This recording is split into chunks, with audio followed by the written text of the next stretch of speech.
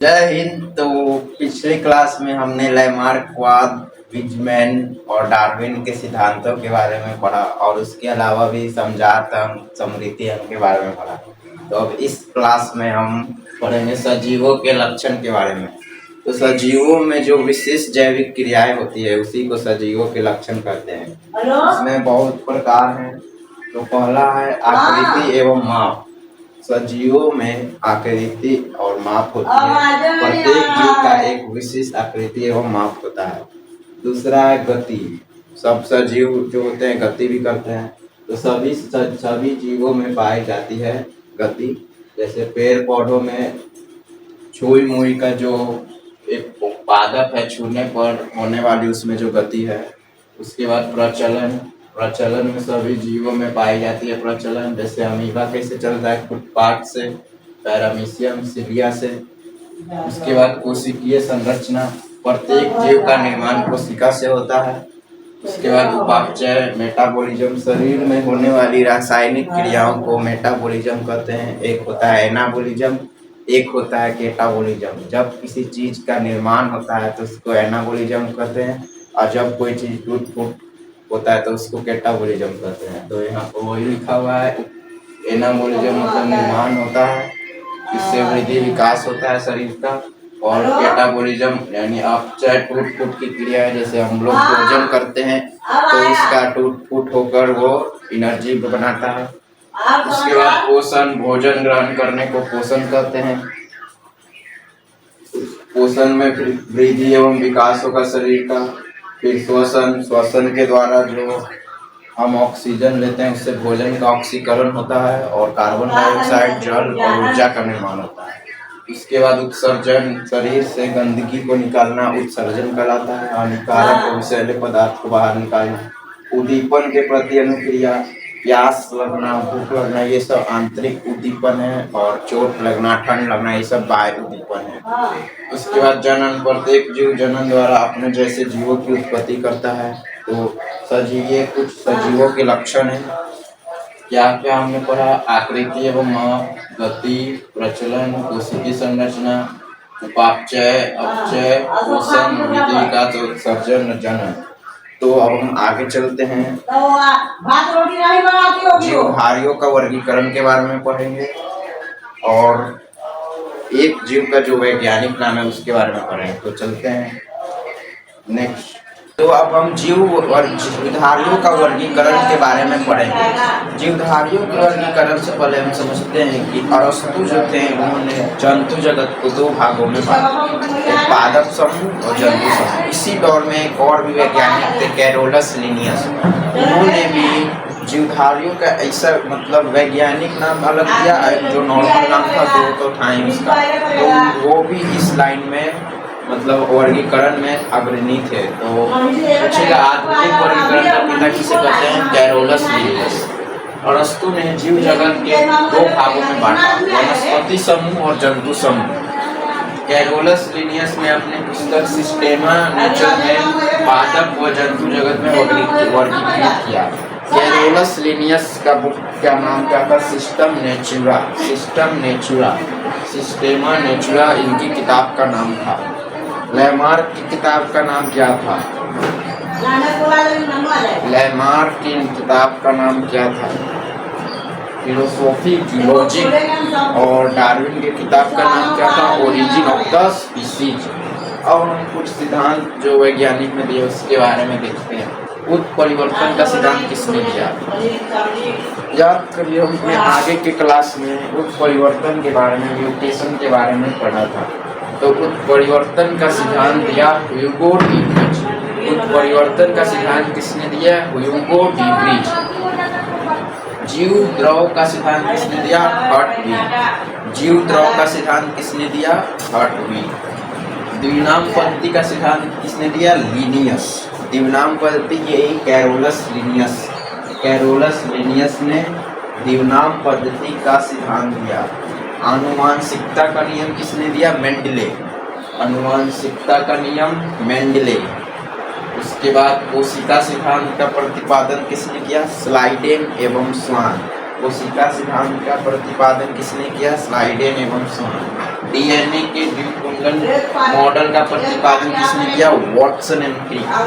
DNA के द्विकुंडल model का प्रतिपादन किसने किया? वॉटसन एंड क्रिक।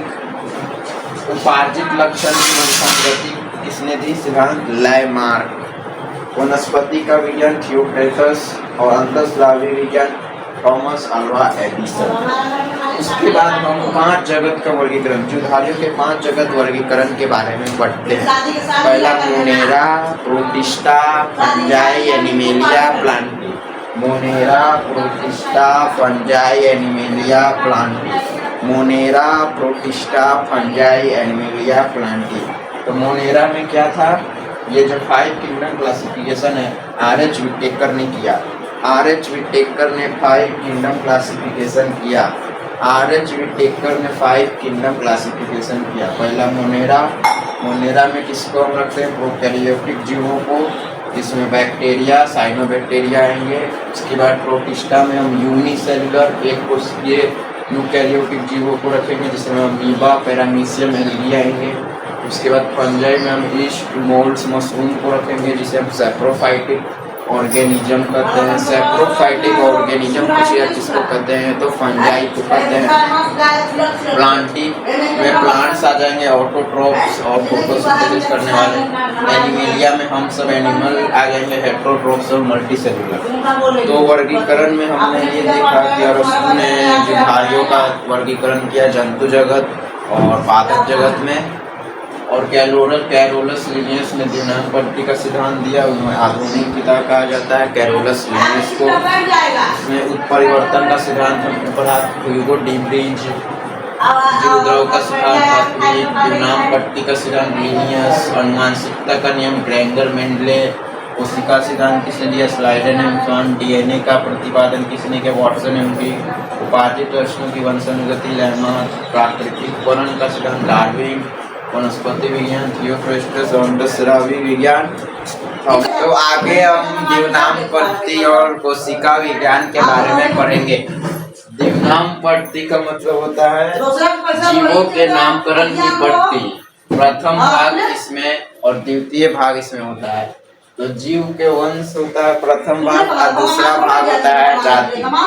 तो द्विनाम पद्धति किसके लिए है? तो जीवों के नामकरण की एक पद्धति है, जिसमें जीव वंश और जाति के 2 भाग होते हैं। जैसे प्याज का वैज्ञानिक नाम एलियम सेपा है, तो एलियम हो गया इसका वंश और सेपा हो गया इसका जाति। तो इसी प्रकार मनुष्य का वैज्ञानिक नाम हो गया होमोसेपियन। बिल्ली का वैज्ञानिक नाम हो गया फेलिस डोमेस्टिका। मेढक का वैज्ञानिक नाम हो गया राना टिग्रिना। कुत्ता का वैज्ञानिक नाम हो गया केनिस फेमिलियरिस। मक्खी का वैज्ञानिक नाम हो गया मस्का डोमेस्टिका।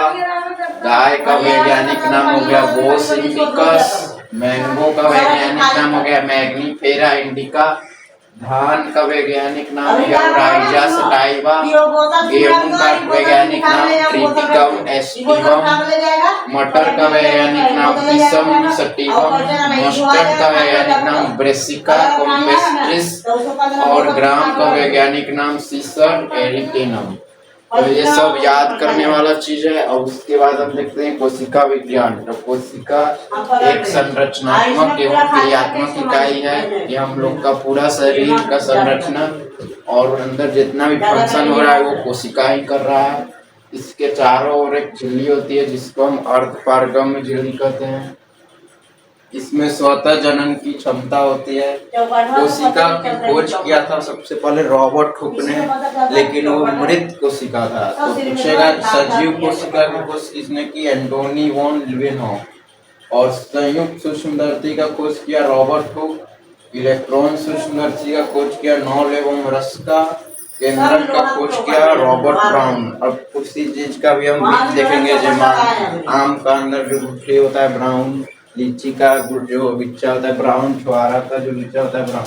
तो इससे हम याद रखेंगे कि केंद्रक का खोज किया रॉबर्ट ब्राउन। कोशिका सिद्धांत स्लाइडेनसन। कोशिका विभाजन का सिद्धांत रुडोल्फ विर्चोव। ओमी सेलुला ई सेलुला। इसका मतलब होता है कि नई कोशिका पूर्व निर्मित कोशिका से बनती है। सजीव की सबसे बड़ी कोशिका शुतुरमुर्ग का अंडा, सजीव की सबसे छोटी कोशिका माइकोप्लाज्मा, मनुष्य में सबसे लंबी कोशिका तंत्रिका कोशिका, सबसे छोटी शुक्राणु और सबसे बड़ी अंडाणु। तो हमने इसमें दिवनाम पर पढ़ा और कोशिका विज्ञान के बारे में पढ़ा। एक बार इसको फिर से देखते हैं। मनुष्य का वैज्ञानिक नाम क्या है? होमो सेपियन। बिल्ली का वैज्ञानिक नाम फेलिस डोमेस्टिका।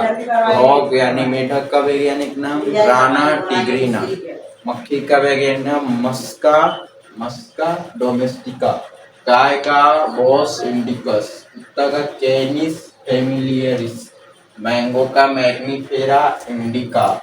राइस का ओरेजा सटाइवा, व्हीट का ट्रिटिकम एस्टिवम, मस्टर्ड का ब्रेसिका कॉम्पेस्ट्रिस, ग्राम का सीसर एरिटिनम, पी का पीसम सटिवम। तो इस वाले वीडियो में हमने जीवधारियों का वर्गीकरण और दिवनाम पद्धति और सिद्धांतों के बारे में पढ़ा। अब नेक्स्ट वीडियो में हम आगे पढ़ेंगे। तब तक के लिए जय हिंद।